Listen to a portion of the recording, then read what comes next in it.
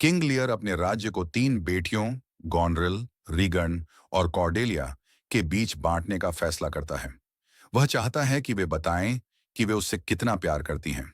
Goneril और Regan झूठी और अतिशयोक्तिपूर्ण प्रशंसा करती हैं। कॉर्डेलिया सच्ची है और दिखावा नहीं करती, इसलिए कुछ खास नहीं कहती। लियर क्रोधित होकर कॉर्डेलिया और वफादार सेवक केंट को राज्य से निकाल देता है। फ्रांस का राजा कॉर्डेलिया से विवाह कर उसे अपने साथ ले जाता है। एडमंड ग्लॉस्टर का नाजायज बेटा अपने भाई एडगर के खिलाफ षड्यंत्र रचता है। वह एक नकली पत्र बनाकर ग्लॉस्टर को विश्वास दिलाता है कि एडगर उसे मारना चाहता है। लियर अपनी बेटी गॉनरिल के घर रहने आता है। गॉनरिल उसके व्यवहार और उसके शूरवीरों से नाराज और परेशान हो जाती है। लियर और गॉनरिल में झगड़ा होता है। गॉनरिल कहती है कि लियर अपने सैनिकों की संख्या कम करे। केंट कायस नाम के भेष में लौटकर लियर की सेवा करता है। लियर रीगन को संदेश भेजता है, उम्मीद करता है कि वह उसे सम्मान देगी। मूर्ख द फूल उसे चेतावनी देता है कि उसने बहुत बड़ी गलती की है। एडमंड एडगर को भागने के लिए उकसाता है। ग्लॉस्टर एडगर को अपराधी मानने लगता है। लियर रीगन के घर पहुंचता है। वहां गॉनरिल भी आती है और दोनों बहनें मिलकर उससे उसके सभी सैनिक हटाने की मांग करती हैं। लियर टूट जाता है और तूफान में घर छोड़कर बाहर चला जाता है।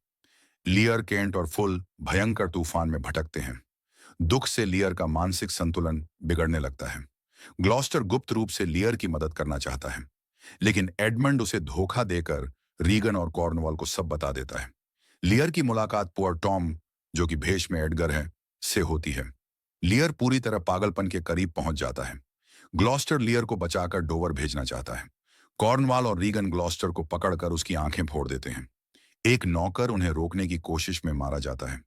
कॉर्नवाल भी घायल हो जाता है। अब अंधा ग्लॉस्टर एक बूढ़े आदमी द्वारा ले जाया जाता है। वह पछताता है कि उसने वफादार एडगर के साथ अन्याय किया। एडगर अब भी पुअर टॉम के रूप में ग्लॉस्टर से मिलता है और उसे मार्गदर्शन देने का वादा करता है। ग्लॉस्टर डोवर चट्टान से कूदकर मर जाना चाहता है। डोवर में एडगर उसे छल से बचाता है और बताता है कि वह चमत्कार से बच गया। इससे उसे जीवन का महत्व समझ आता है। कॉर्डेलिया फ्रेंच सेना के साथ इंग्लैंड लौटती है और अपने पिता को ढूंढती है। लियर को पकड़ा जाता है और कॉर्डेलिया की देखभाल में लाया जाता है। गॉनरिल और रीगन दोनों ही एडमंड को चाहने लगती हैं और एक दूसरे से ईर्ष्या करती हैं। अल्बनी गॉनरिल की क्रूरता का विरोध करता है। लियर जागता है और कॉर्डेलिया से मिलकर भावुक हो जाता है। वह अपनी गलतियां स्वीकार करता है और क्षमा मांगता है।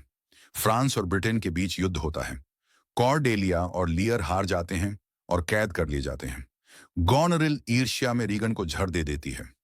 एडगर एडमंड से लड़ाई करता है और उसे घायल कर देता है। एडमंड मरने से पहले स्वीकार करता है कि उसने कॉर्डेलिया को मारने का आदेश दिया था। कॉर्डेलिया को जेल में फांसी दे दी जाती है। लियर उसकी मृत देह लेकर आता है और दुख में स्वयं भी मर जाता है।